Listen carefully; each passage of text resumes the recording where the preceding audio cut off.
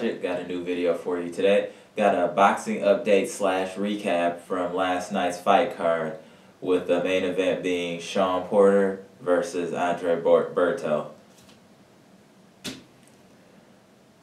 I'm just going to keep it a buck. I just don't like the way Shawn Porter fights. He literally just comes in there just wild. I mean, it's almost like MMA. He bullies you into the ropes and just starts throwing punches, elbows. I mean, this fight was hard to watch. Berto was more of a professional fighter, let me say that. Well, he wants to stand, trade, counter shots and all. He had no chance in this fight. Everybody knew it. This was almost like Al Hammond saying, we're done with you. We know how to get you out of here. We're going to put you up against Shawn Porter and get you overwhelmed.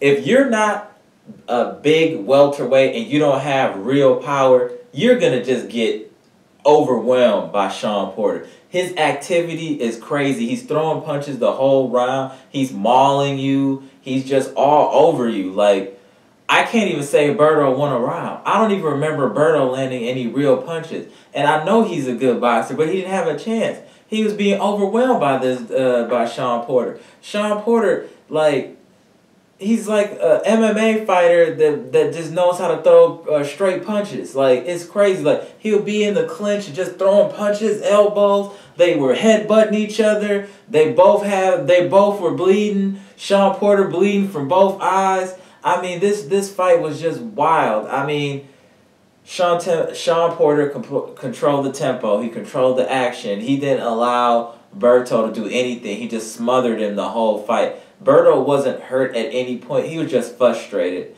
I mean, the fight stopped because Berto couldn't really do anything. He was getting hit, and he just couldn't let his hands go. Not that he wouldn't. He was not in the opportunity. He was being smothered. Like, soon as the bell rung, Shawn Porter would literally run across the ring and rush him and just start throwing punches, and he wouldn't even allow him to clinch. You know, in most boxing matches, somebody clinch and then you clinch and you know the ref come break it up. Shawn Porter is swinging his arms all wild, throwing uppercuts over the head. I mean, like, he was doing everything. I don't even like watching him fight. I actually want to see him get knocked out. I don't agree with that style of fighting. That's not boxing what he does.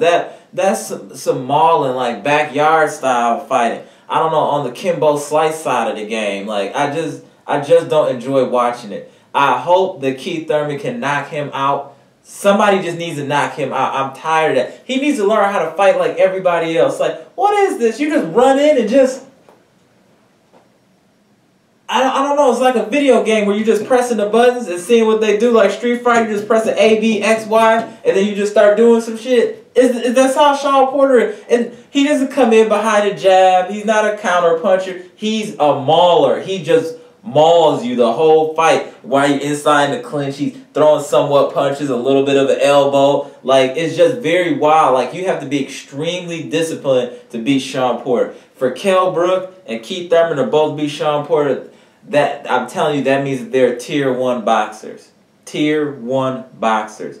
In order to beat Shawn Porter, you have to be a Tier 1 boxer. What do I mean by that? You have to have the full arsenal. You have to have pop, and you have to have a real jab. And what I mean by a real jab, a jab where somebody get off you, like, and they get off you. Like, when Kell Brook throw that jab, it gets distance, it gets you off, and like, even if you rush him, if he keep that jab out there, it gets you off it. Keith Thurman, he has movement, he has a jab, gets you off it, but he has pop. Both of them have pop. That's why they were able to kind of keep the animal respectfully at bay. The reason Broner doesn't have a jab. Broner's a counter puncher, and there's no room to counter against Shawn Porter. That's why he got his boots smoked.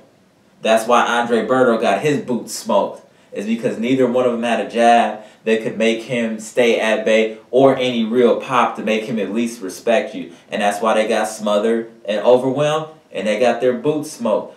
I'm surprised they even gave Berto any round. I couldn't see Berto doing anything in this fight. This was a savage, mauling, MMA-style boxing fight that Shawn Porter wants, and that's how he won. This is the same way he mauled Berto is how he mauled Paulie Malignaggi. It's brutal to watch. If you haven't watched it, it's just like, please, somebody get this dude out of here. I'm tired of watching this mauling. I don't enjoy that style of boxing. Maybe you guys do. I don't enjoy that style. I want him to get knocked out. Whatever. Say what you want in the comment section. I don't care. But I want him to get knocked out. Slow him down. Make him fight like a regular fight. You just can't come in throwing punches and then elbows on the end. Like, literally, on that. Like, come on, man. Like, is that what we're doing? Anyway, he's the #1 contender now, so he'll probably end up rematching Keith Thurman. Hopefully Keith Thurman learned from last time and can get this dude knocked out, because I'm just frustrated watching him fight. I don't enjoy it at all. I'm hoping that he gets knocked out his next fight, whoever he fights. Not hurt or anything, just knocked out, because I don't want to see him fight upper echelon fighters. It's not even enjoyable to watch because he just mauls and brawls and throws wild punches. He's not throwing hooks, and he is just whatever. He won the fight. Shout out to him. He won the fight. He's about to get a rematch and get another payday with either Thurman or somebody else, or Errol Spence, which I actually would like to see Errol Spence versus Shawn Porter. I want to see what Errol Spence would do with somebody that wild, this uber aggressive like that, if he could get him off him. I think he could, but I just want to see it. I really want to see it. I really would. I actually want to see Errol Spence Jr. versus Shawn Porter before I see Shawn Porter Keith Thurman. The reason I say that is because we've already seen that show. It was good. We want to see it, but what would the young lion do? The real young lion. Talking that talk, Errol Spence. I would love to see what he would do against Shawn Porter. Hopefully we'll get that fight. Hopefully he can get past Kell Brook. But Shawn Porter clearly won this fight. Berto has no chance. He's probably getting put out the pasture. Al Heyman set him up. He set him up. He know what type of boxer he is. That's why he gave him a little extra bread. Like, here, I'm going to give you extra 200 racks just because I know you out of there. So the time of Berto being like a upper echelon tier 2 fighter, that's done. He's gonna probably be like more of a gatekeeper now. Like, if you're good, you can beat Andre Berto. He might go back down and fight Tito Ortiz, might as well for a check. But his time of getting like 7-figure paydays, that's done. That is officially done. So shout out to Shawn Porter. Interested to see who you'll fight next. Keith Thurman said he's fighting in November. Be interested to see who he's going to fight. This is my recap on Shawn Porter versus Old Man Berto on Showtime's card last night. Comment, subscribe, gone.